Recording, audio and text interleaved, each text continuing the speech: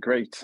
Thank you. Good afternoon, everyone, and welcome to the second workshop on the road to the symposium series. So I know there's some people that are not necessarily from, let's say, the business, the joint program, doctoral program in business, but the symposium is really an event in February that we organize for all the PG students of the different business schools in Montreal. And actually, this workshop series is really a way to try to develop different skills in terms of presentation. Today will be about posters session and also writing for different types of conference. So a month ago, we had a chance to discuss the writing process and submitting an abstract for a conference. And for this second workshop, we tackled an original way to present our research at a conference, a way that we are not necessarily familiar in the business community, myself included, but that is really interesting, really original, which is by creating a poster. And to help us to understand this medium, which is much diverse than we think, we have the chance to welcome the Grad Pro Skills team from Concordia University, who have prepared this workshop and will also facilitate it. And well, the workshop will be in English, but feel free to ask your question in French if you want to, or if there are some parts that you do not understand, you can ask it. You could put also your comments in the chat. And also, like it said, the workshop will be recorded and will be available on our website and YouTube channel of the symposium. We'll put the website in the chat after I'm finished, done speaking. So just quick reminder before giving the floor to Javier, who is our facilitator today. You can submit your proposition for the symposium. The deadline is December 10th. We accept presentations, posters, but also workshop proposition if you have some. All the information is on our website. And even if your research is really an emerging phase, that you don't have any result, or even that you don't have no idea on what you're working on, you can submit the proposition to the symposium. So that's pretty much it for me, and I will give the floor to Javier. And if you have any question, feel free to ask Javier during the presentation, or for the symposium, you can ask me in the chat, and I will try to do my best to answer it. So thank you very much. Thank you, Javier, for being here and prepare this workshop. It's really, I'm really eager to see what you're going to present. So thank you. Sounds good. Thank you, Mark, for that quick description. And yeah, thank you everyone for being here. As Mark mentioned, my name is Javier. I work with Grad Pro Skills at Concordia. Basically, it's just a program that develops supplemental skills, like the soft skills that we all need as graduate students. And so we've developed this workshop on how to prepare and create a research poster for conferences. And just to quickly introduce someone else from my team is Parush, who's there with me. She'll be the one kind of like helping you if you have any problems with Zoom, any technical issues that you have. You can just send her a quick message in the chat, or if you have questions, she'll be also kind of like helping me to make sure that I don't miss anything. But overall, just if you have any questions at any point in time, just raise your hand, and yeah, I'll give you the floor. And so I'll just start sharing my screen so that you know, this is the session, and this session was developed by me, Javier, and also Nadine, who unfortunately cannot join us today, but I'll be just happy to share all my experience with presenting research posters. And as you can see, I'm a PhD candidate in biology, so I'm more in the science part of things, but I have participated in a lot of different conferences and in a variety of situations. And so I hope some of the tips that I'm going to share with you today are going to be useful. All right. So with that, I'm just going to start with one, or actually two questions that I would like to see you writing in the chat. So the first one is, what have you heard about a poster session? Like, what do you know? What is the thing that you know about poster sessions?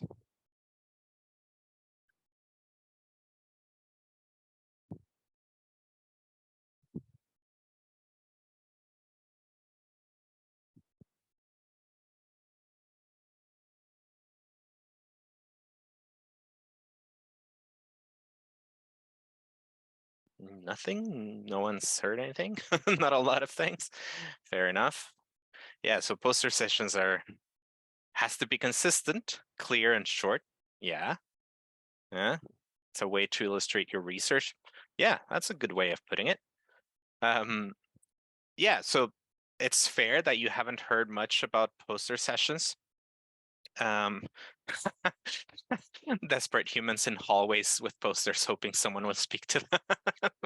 Yeah, that does have some semblance to what happens during a poster session. Hopefully that's not your case. Because the thing or the key with a poster is that you have to make it appealing, right? You have to make it sure that people like it catches their eye. And so that's a good point. But yeah, so I saw someone there sharing that it has to be consistent. That's about, when you're talking about your research in a poster session, sure, you have to be consistent and clear and keep it short because you're kind of like just quickly pitching your research to someone who's passing by. And yeah, so Mark is pointing out it's gonna be a 5 à 7 during the session, so that's great. It always helps to have that. And yeah, most sessions are usually related to a 5 à 7 or a happy hour, if you will. So that helps. That helps a little bit. All right. So cool. So I'm gonna talk about some points so that you know what to expect in a poster session. But yeah, and the next question that I wanted to hear or read some of you is, why do you think a poster session is held at like almost every research conference or symposium? This is like a very common thing. And so especially in science or engineering or in some business symposiums, I've seen that there's always a poster session. So why do you think that is?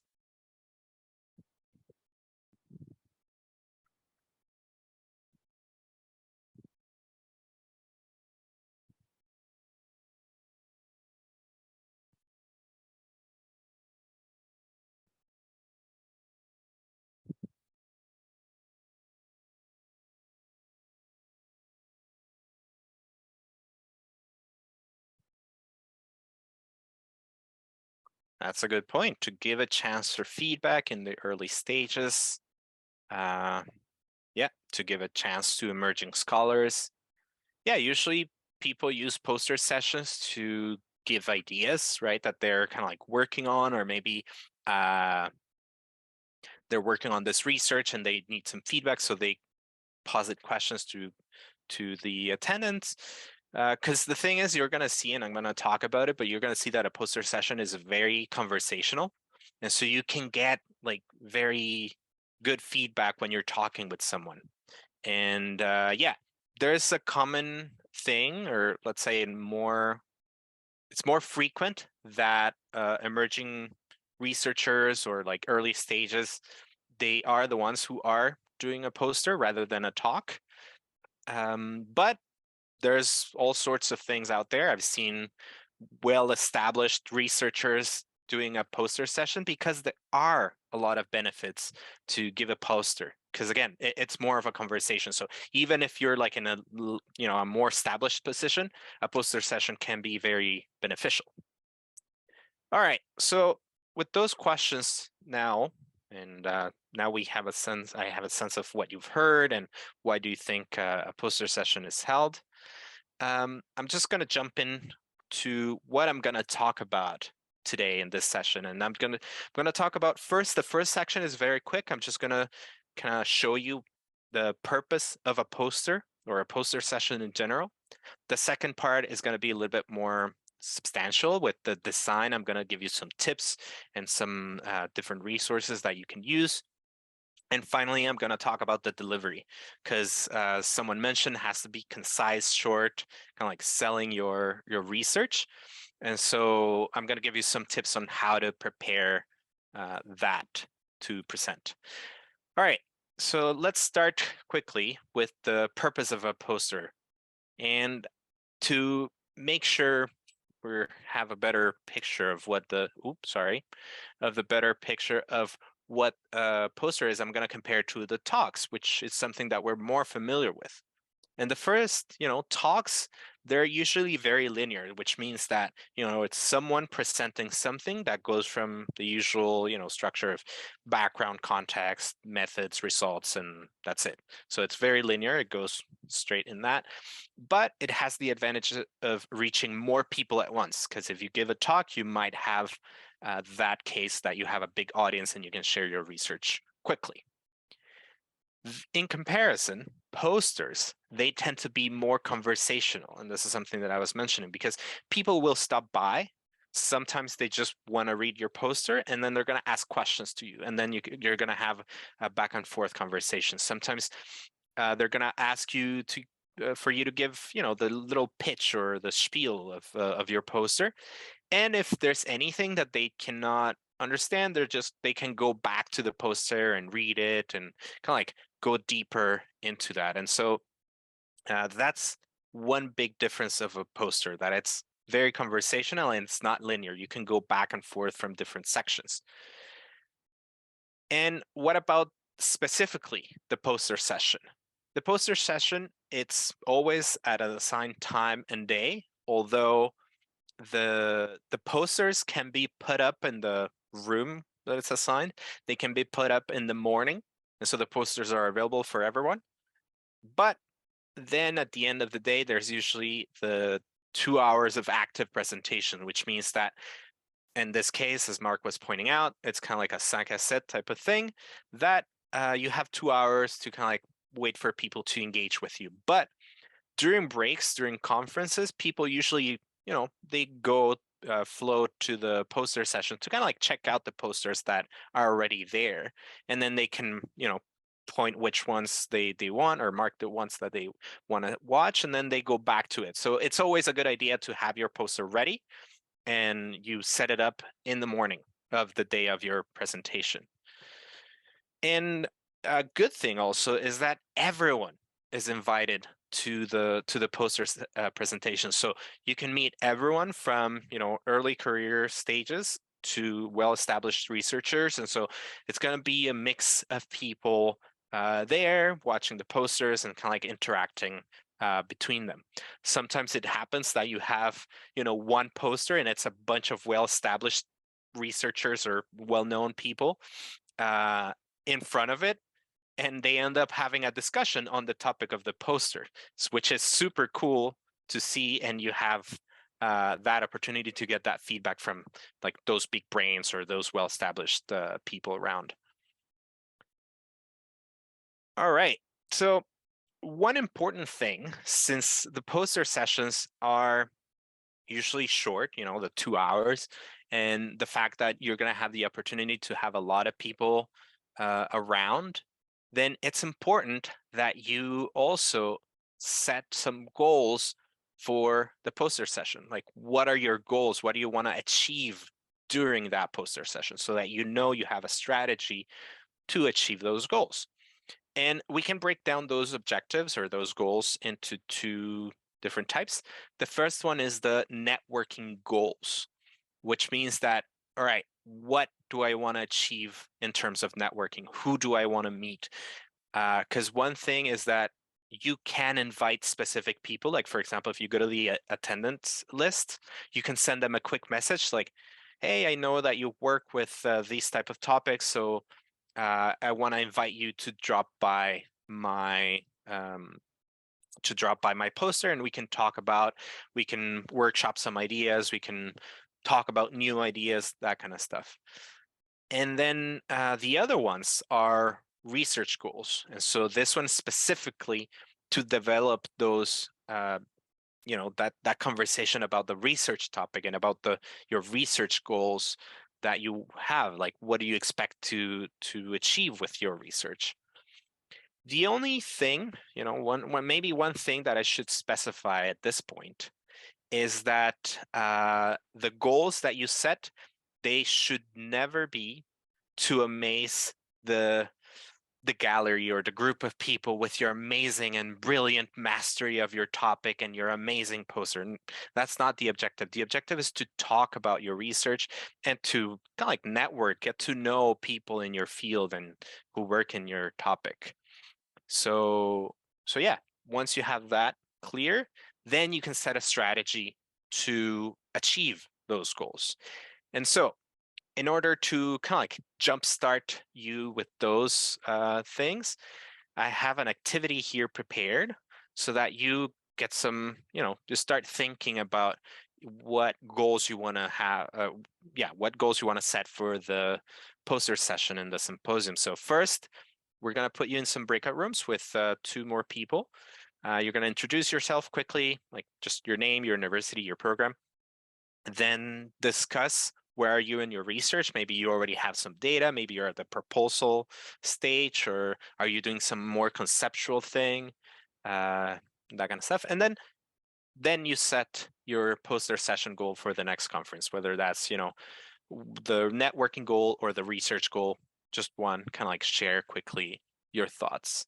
All right. And with that, I think Parush will have the breakout room set. And so you're going to have 4 minutes to talk. So we'll see you in 4 minutes. Are there any questions so far? All right. Welcome back. Let's see. Let's wait, people. I guess the conversation was pretty good. So unfortunately, only 4 minutes.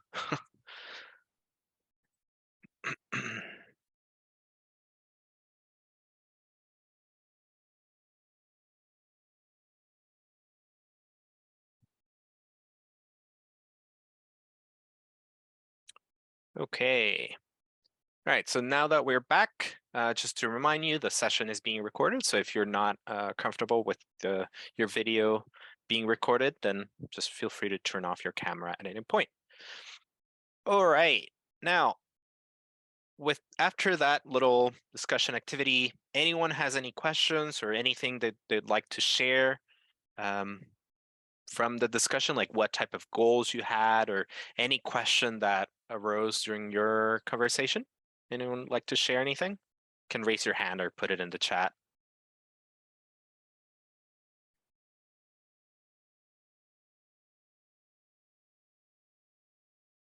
Yeah, Jessica, go ahead. Yeah, since during our discussions, we don't have, none of us had planned to present something, but the question that arises is, do you think would be worth still presenting something, even if you're at a very early stage of the research? Mm-hmm. Or do you think it's better to have it more complete version and you really get the feedback from there?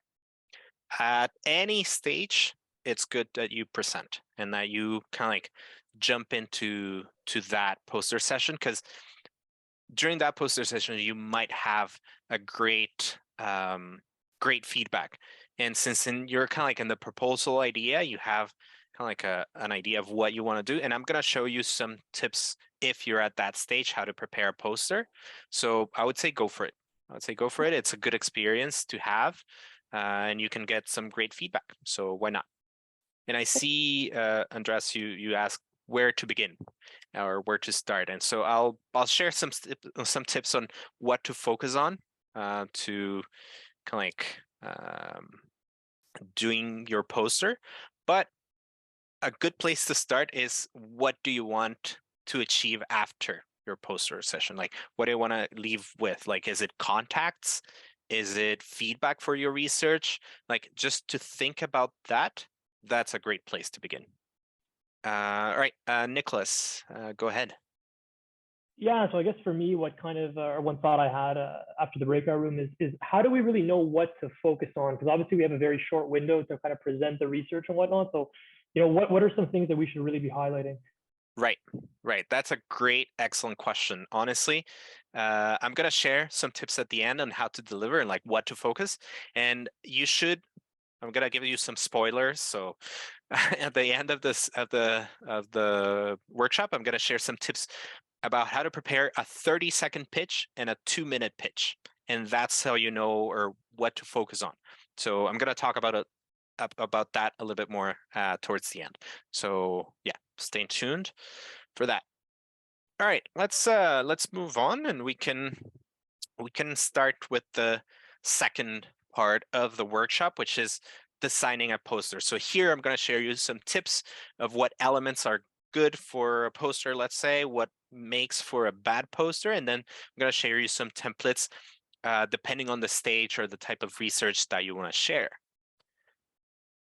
And so first, I'm going to start with what makes for a good poster, or what elements does a good poster have? And the first thing is that it anticipates major questions an interested observer might have. And that means that anyone who passes by a good poster is already anticipating what they're going to think. And I'm going to dive deeper into each one of these points. But yeah, so for now, just that's what a good poster does. It anticipates the major questions. The other thing that it does is that it's clear and has an appealing design. So again, I'm going to talk more about this, but in general, for example, what do you think it's more appealing or clear? Something that has more figures or more images than just plain text, like, you know, a block of text in a poster. So just think about those differences. And finally, it's got an engaging presenter, which is you, right? And so I'm going to share with you some tips on how to become or how to be more engaging when you're presenting your research. All right, so the first element that I'm going to talk about is the anticipating the questions about your research. And you have to think about, okay, what might another student or faculty member want to know about your research? And the first thing might sound a little bit obvious, but it's the author and institution. So they might ask themselves, okay, who is working on this? Like, what institution are they affiliated with? How can I find them? How can I contact them?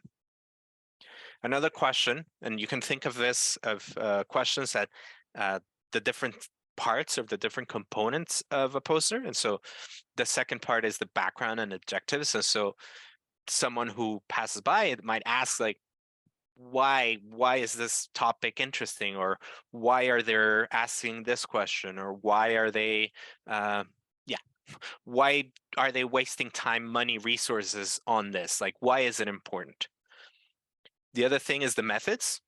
That's a very common question, like, okay, what methods are you using to achieve or to answer that question?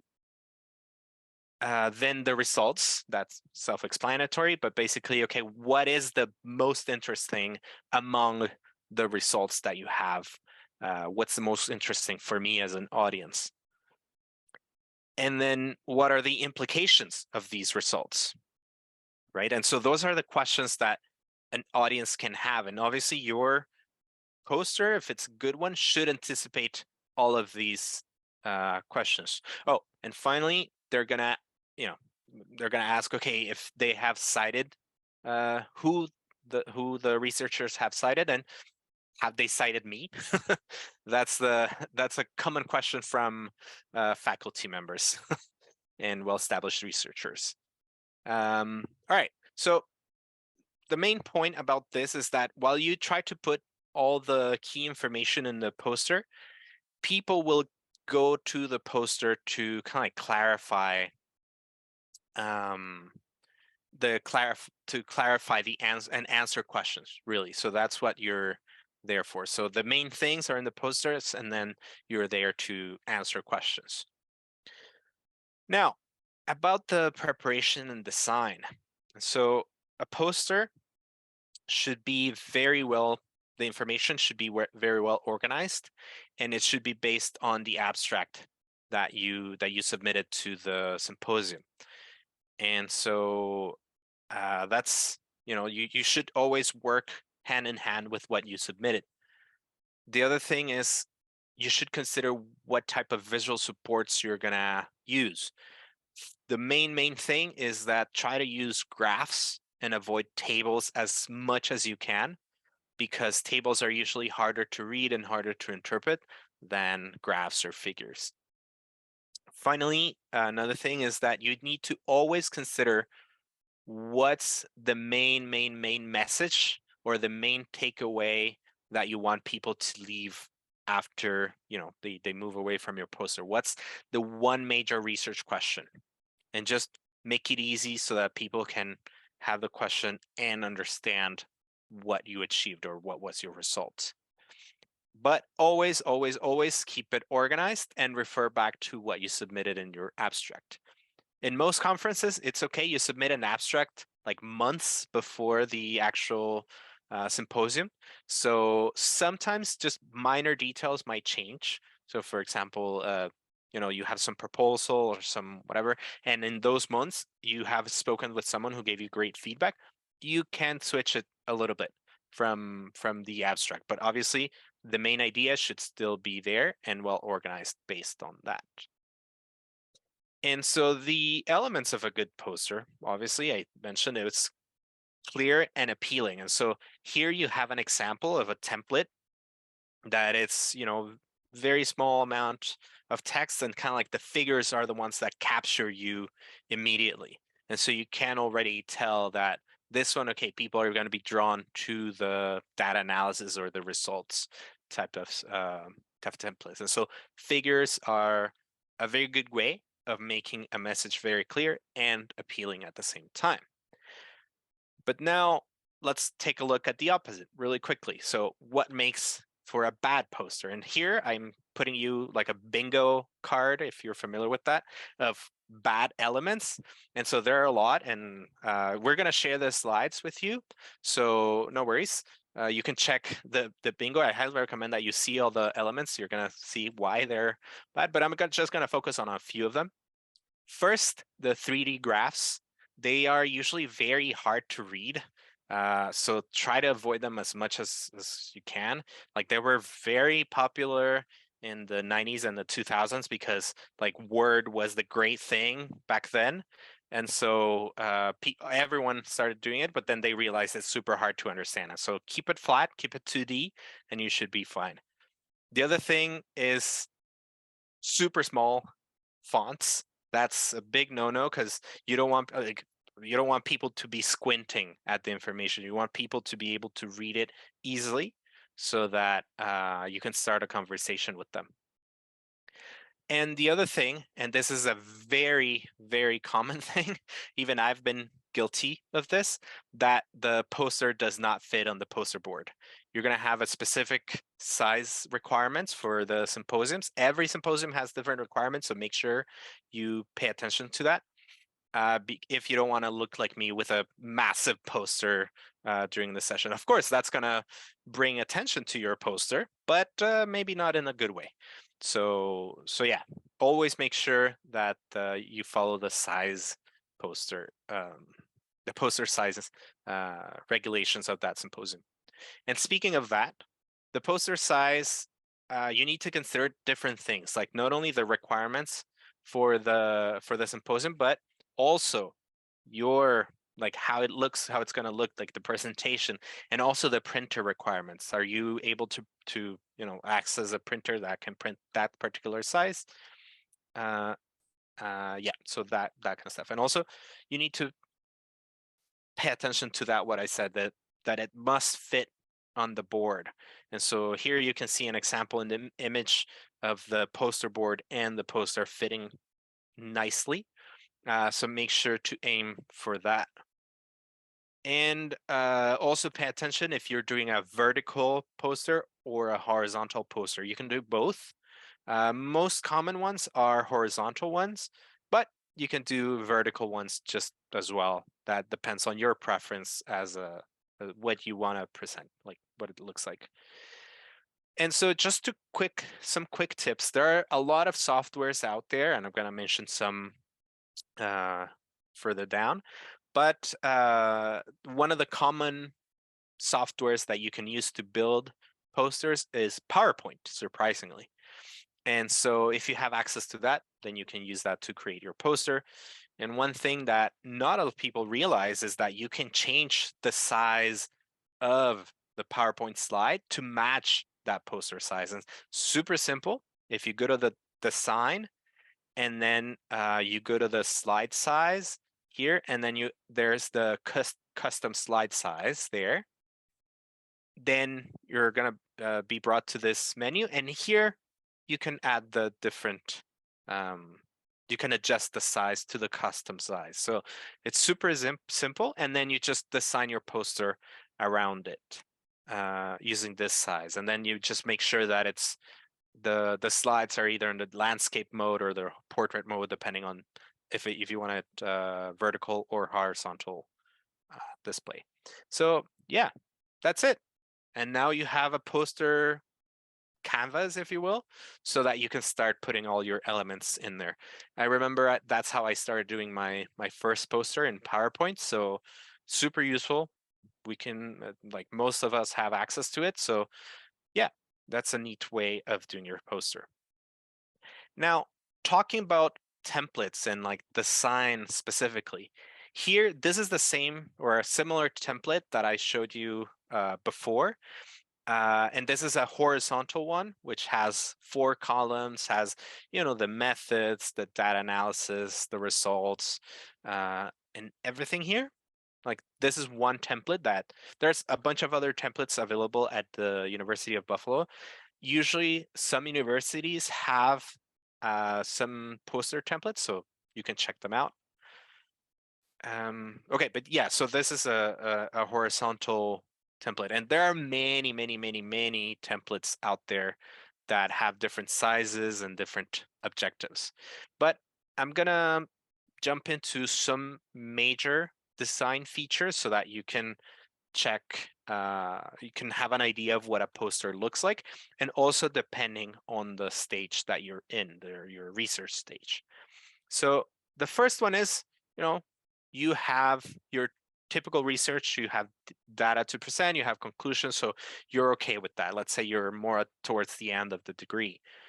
The first thing is always check the size. I cannot emphasize this enough. Always check the size. You don't want to have that big blanket poster. Especially if you're traveling abroad, you need to have a tube that fits that poster. So always pay attention to that. Now, the major designing features or major design features of a posters are the headers and the footers. And so you see that there are 2 kind of like bands in the poster. And the first, the header, that's where your title is, the authors, the credentials, or the affiliations. And then there's a university logo up there usually. So that's kind of like the first thing. And then at the bottom, you have, the department you're in, the work group or the lab that you're part of, and any links that you want to share with people, you can put them in the footer. Then you divide the poster into 3 or 4 columns for horizontal posters, but for vertical ones, try to keep it to 2 columns at most so that you make the most out of the real estate of your poster. And so that's kind of like the basic skeleton of what a horizontal poster looks like. But then you put the different headers, right? The different sections that you want people to notice. And so you have the introduction and the background, you have the methods. And so that's usually the first thing you put. Then some people include the data analysis with the methods, but some people need it to have like more like its own section. So that's up to you, but you have it there. Then you have the results. And as you can see, you can kind of like cascade or like overlap or go to the other column. That's okay. You can put the results there in 2 separate columns. Then you have the conclusions. And finally, the references that you're using for your research. Just, keep it short, keep it to like the most important 3 references if you need them. So this is what the skeleton, like a pure skeleton of a research poster looks like. But there are some other features that you can add. So the first thing that you can add. For example, let's imagine we keep this the same skeleton.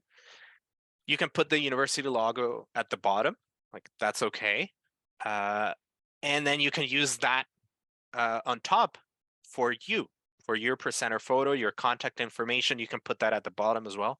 Doesn't matter. The thing is that putting a presenter photo, it's really useful if you put the poster up in the morning, you're not there, but then people know who is presenting this poster and they can look for you throughout the symposium and ask questions. And so it's always a good idea to put your photo and your contact information, like your email address, for example. The other thing is sometimes you're required to put some acknowledgements, so you can put them in a corner there. You can also add a QR code, let's say for more information. You can, let's say you're presenting an already published manuscript or something, then you can put a QR code for that. Or maybe you have some videos that you want people to watch, then sure, you can put it there. The other thing are extras. So not necessarily on the poster, but extra things that you can add to your poster presentation is first poster handouts. A lot of people print like, smaller versions of their posters so that people literally have them with them. They also have, some extra information as handouts. Then some people also have their presentations cards, their business cards as contact information. And some people put interactive pieces. Either they have a tablet so that they show a video, or they have like a little flap that they reveal the results. Like people are very creative in terms of posters. So feel free to get a little bit wild with your poster design in that sense. Now, again, this template or this skeleton is more for when you have a completed research or you have some degree of completed research. But what about, I saw some groups and you, someone asked the question, what about if I don't have any results? What if I only have a proposal? Or let's call it work in progress.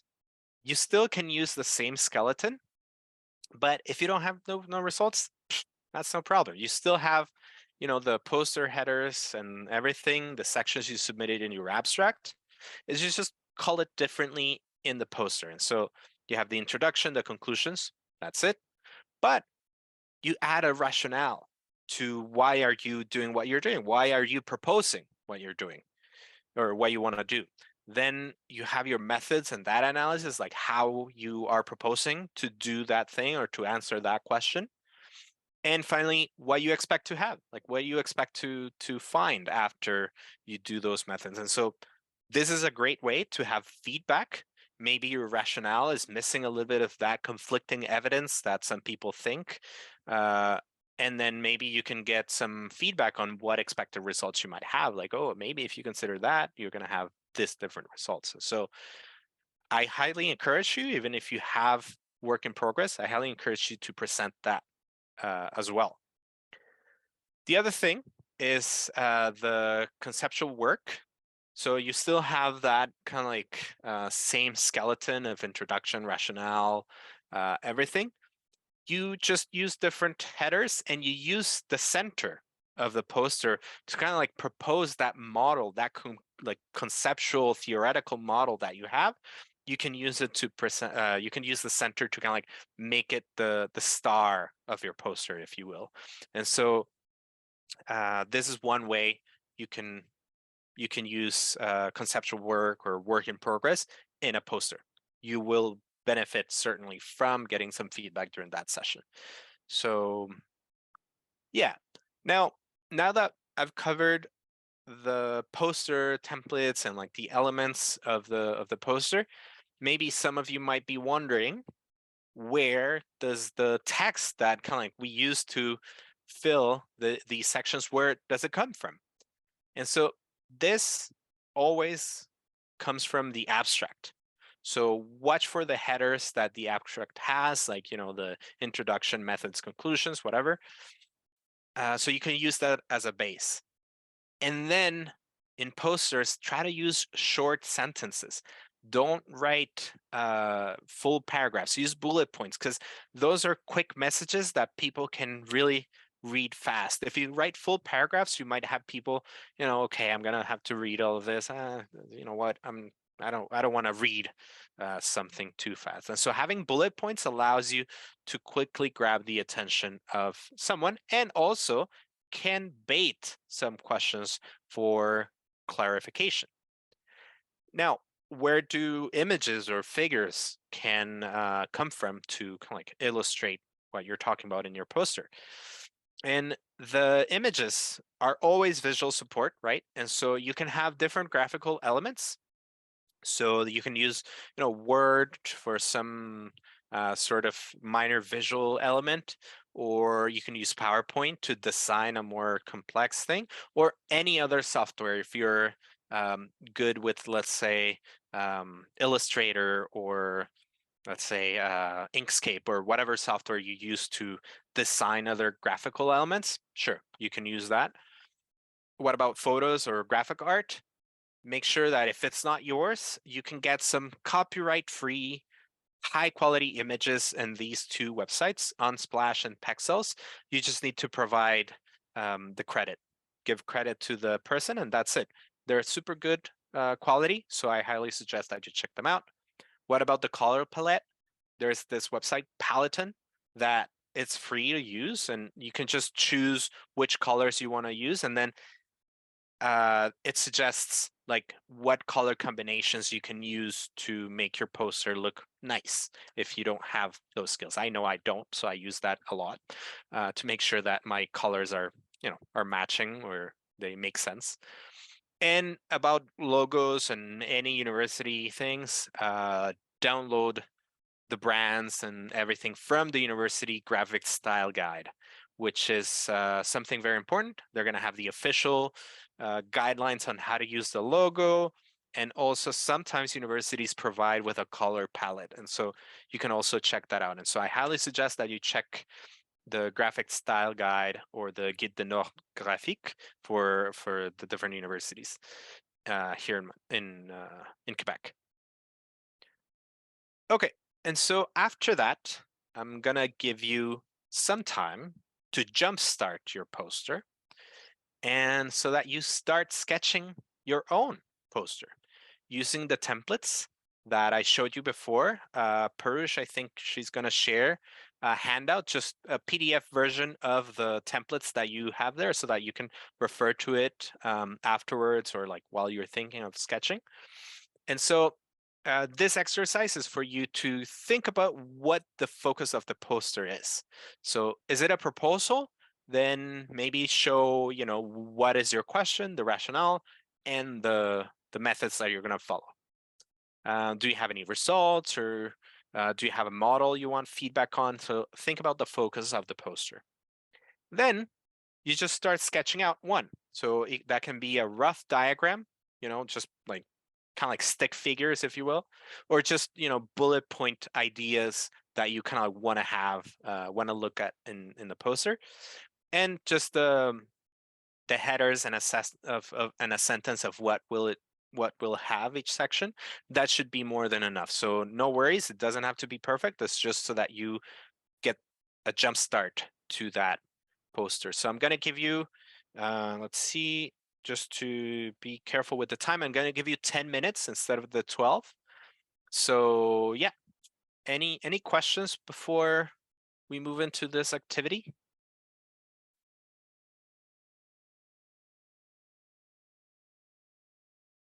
If not, like if you don't have any questions, you can start right away sketching your poster. Right. So those are 10 minutes just to kind of keep track of time. I know 10 minutes is like nothing to do a poster, but it's just, again, to get some ideas, to get your brain thinking about what the poster is going to look like. So don't worry if it's not perfect. It's fine if it's only a couple of ideas of what you want to present, or of what you want to have the poster look like. Okay, so I'll just move on to the next section. And so posters, what I've talked about is just like the way posters have been typically presented so far in the last, years or so. But now, in modern times, the poster world is actually changing quite a bit. because we're moving towards using less paper. And so there's this new initiative to use electronic posters.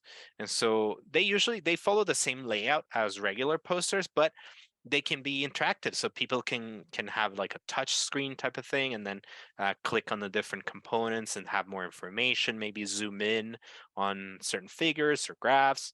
And you can also include media embedded into it. So if you have a video or some sort of short presentation, you can put it there. And so that is something that it's happening in certain symposiums in the last few years. And so it's super exciting to see how the poster world is changing. And so you can check out some of that poster sessions online in the link in this slide here once you get the slides.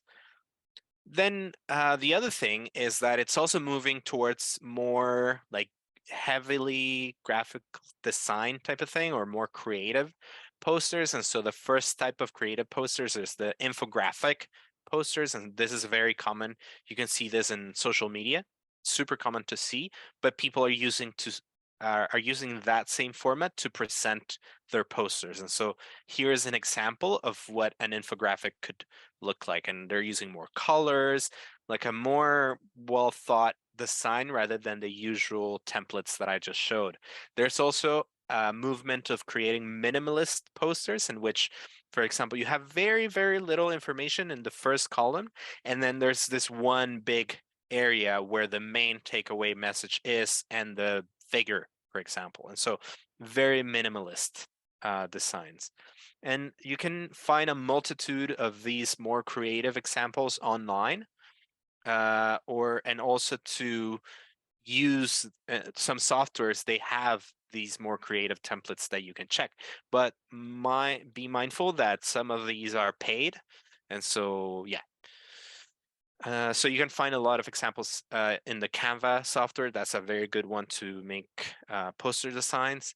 Venpage as well, Etsy, Pinterest. Those are more for examples of the different infographics that you can find out there, and many, many more. So if you're interested, check those out. Okay, and with that, I just want to take a minute or two just to ask if there are any questions about the design, or about like during the sketch session, if there are any questions that you had.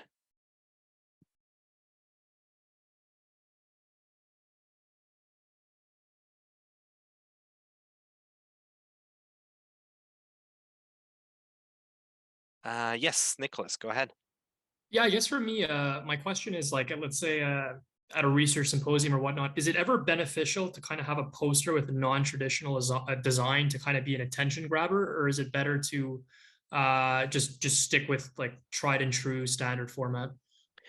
Honestly, that's up to you. Like, I've been in a couple of conferences this year, or in the past few years, and I've seen both. People keeping to the traditional way, but then some people have that minimalist area. And at least to me, it's appealing, but I don't have that ability.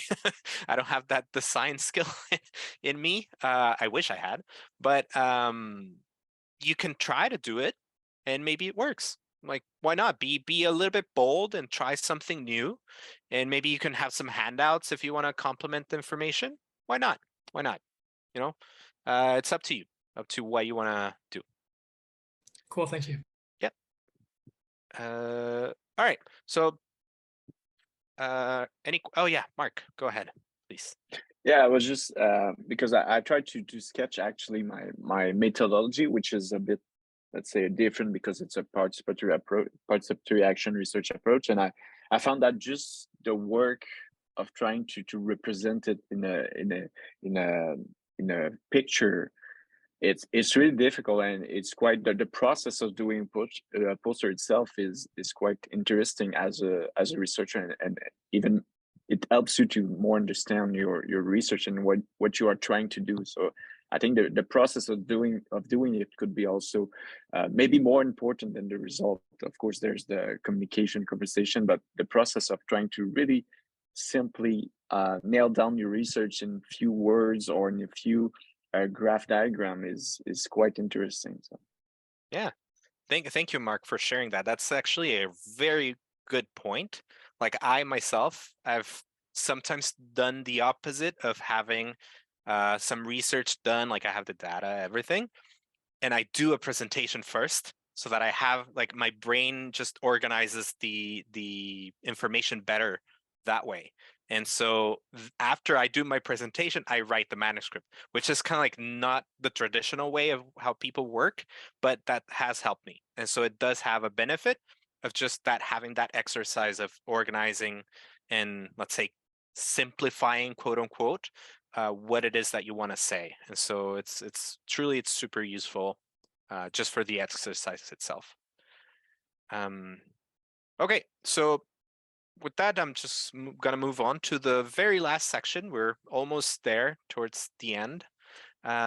So I'm just gonna share some tips about content delivery, because we've talked about, okay, we've defined what the poster session is, what to expect, and then how to prepare a poster itself. You see that the design has a lot of thought into it. And so now let's talk a little bit about the delivery, because okay, you're in a poster session, and what happens now, right? Like as someone mentioned at the beginning, it's just a bunch of people trying to hopefully nervously have someone stop by your poster, right? But what's important is that you have a presentation strategy. Like, you know what you want to say. Like, you just don't just stand there expecting things to flow. That's usually not how it works, because a lot of the time it's you get nervous, and so it's easier if you have a presentation strategy already in place. And in order to have this, our recommendation is to have two versions of your research pitch of what you want to talk about. The first, that's the 30-second version, which is just a quick version of what you did and what you obtained, or in the case it's a proposal, what you want to do and what you expect to have. Just kind of like quickly introduce the topic to the person. The 30-second pitch, the objective is so that people get a quick idea of what you're talking about or what you want to talk about. And then they ask questions, and that gets the conversation started.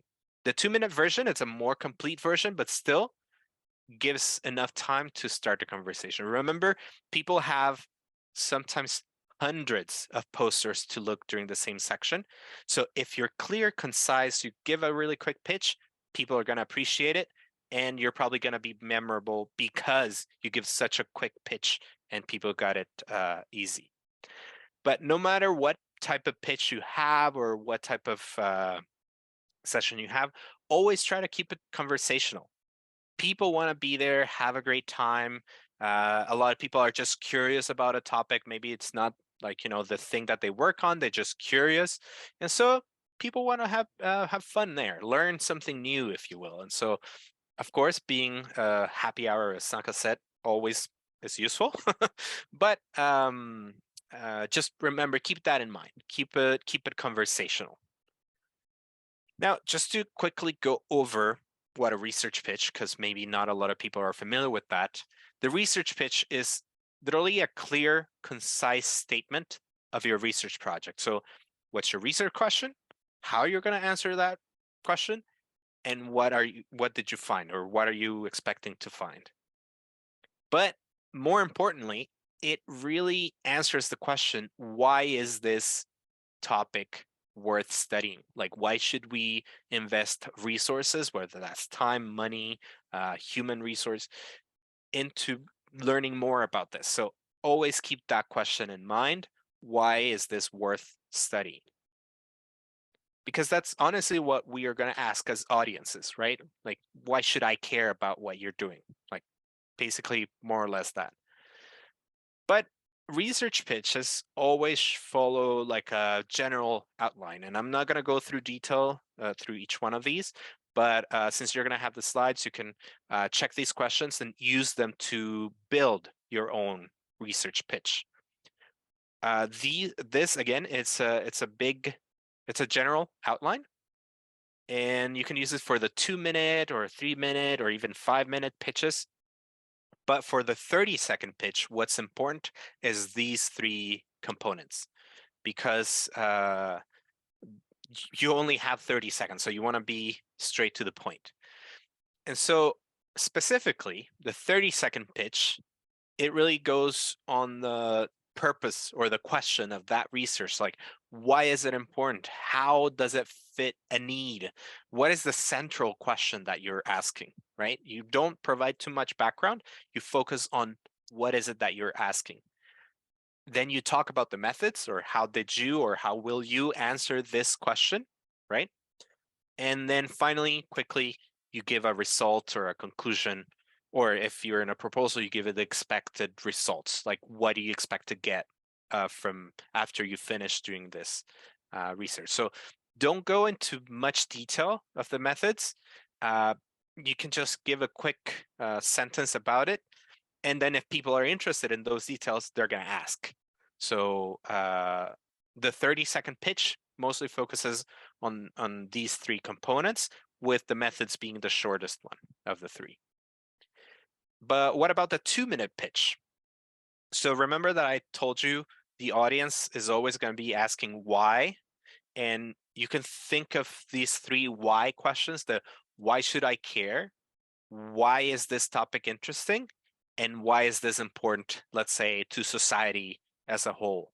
And so audiences are always selfish in that sense, that they're going to be thinking about, oh, I mean, sure, you're working with that, you're passionate about it, but why should I care about that? And so if you keep that in mind, you're going to be able to really nail down like the implications or some sort of like background context for your question.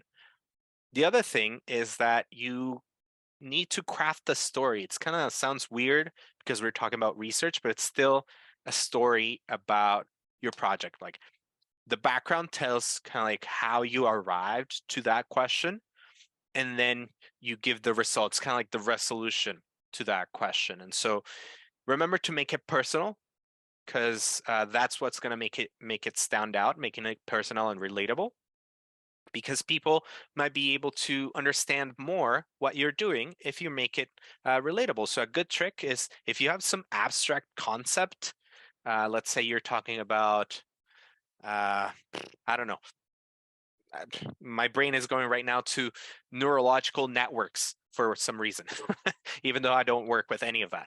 But instead of talking as some abstract thing like that, you can think of, let's say, I don't know, a city, how it's connected with the streets. And so those are the pathways that, the communication within your brain uses.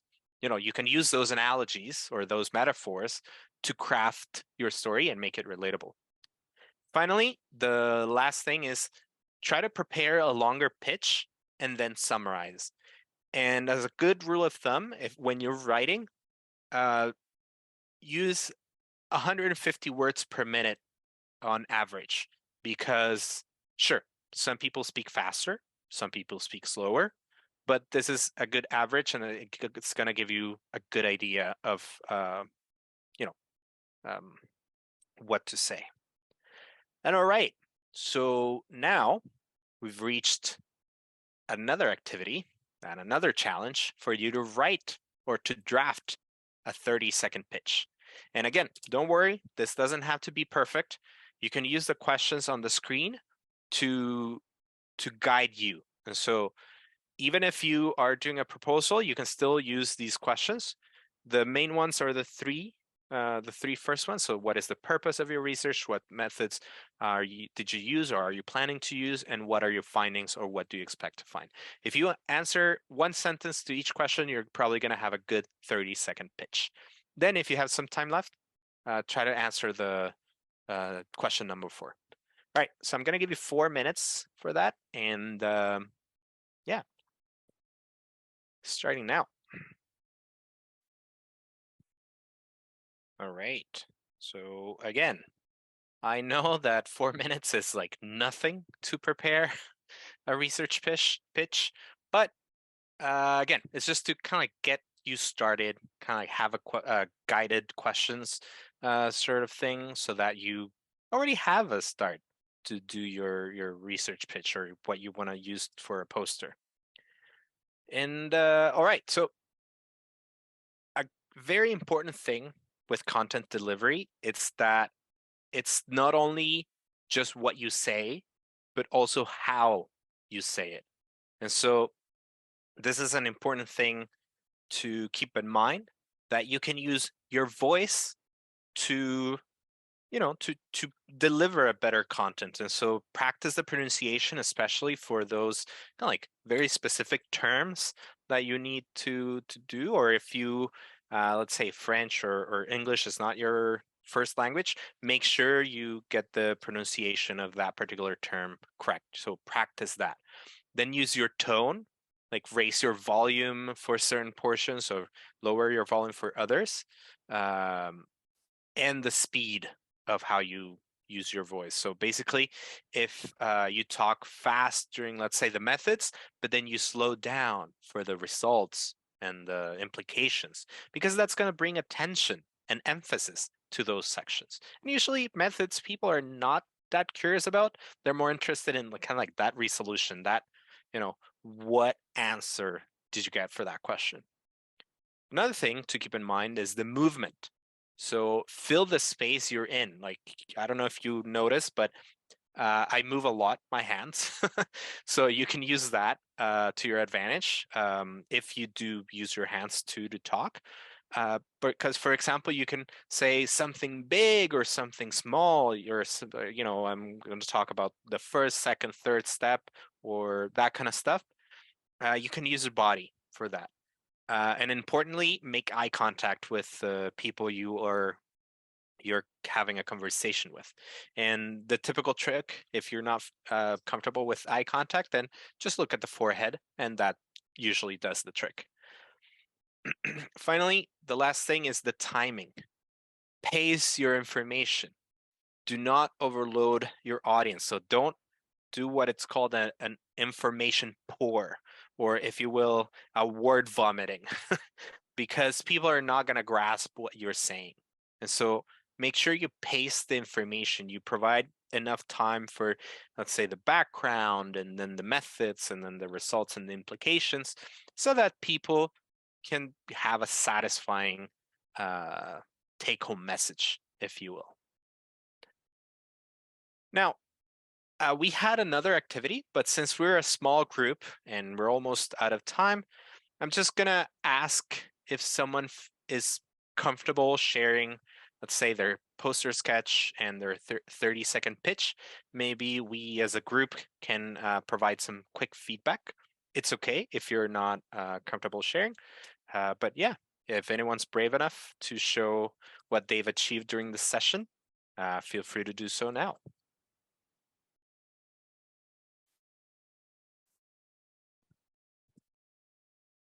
I mean, I know I did my poster. I'm gonna just see. Oh, no, it doesn't show. But anyway, that's my poster sketch over there. Let's see. Can we see it? Yeah. Oh, no, it disappears. There we go. So I also did this session because I do have some research that I'm working on that I need to present eventually. So why not use that time?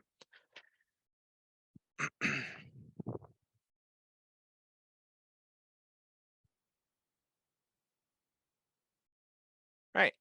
That's okay. That's okay if no one feels brave enough to share with the whole group. I highly encourage you, though, to share your poster sketch or your 30-second pitch with someone, with a colleague, maybe the person who you met during the breakout room. You can get in touch with them to just get some feedback, to get some ideas, bounce some ideas with them. So I highly encourage you to do so eventually. All right, and with that, I'm just going to include some further resources here about, sometimes researchers or academics, we tend to use a lot of jargon, a lot of complicated vocabulary, because sometimes we feel it makes us fancy or whatever, or we feel there's a need to use that vocabulary. And so I highly recommend that you check out the different levels of vocabulary. This is in English, but you can get an idea of what I mean. If you're familiar with this series, it basically takes a researcher or like an expert in a topic, and then they make it explain that same topic to 5 different levels of knowledge. So let's say middle school, high school, college, and let's say another expert. So it's a super interesting way of thinking of how to talk about your research using and adjusting vocabulary accordingly. Then some general tips on how to give a general killer presentation. This is more general tips, not necessarily for posters, but if you need more poster tips or more poster ideas, I highly recommend that you check out that link that you are going to get, good ideas. Some of them we've discussed in this session, but you can get a little bit more there.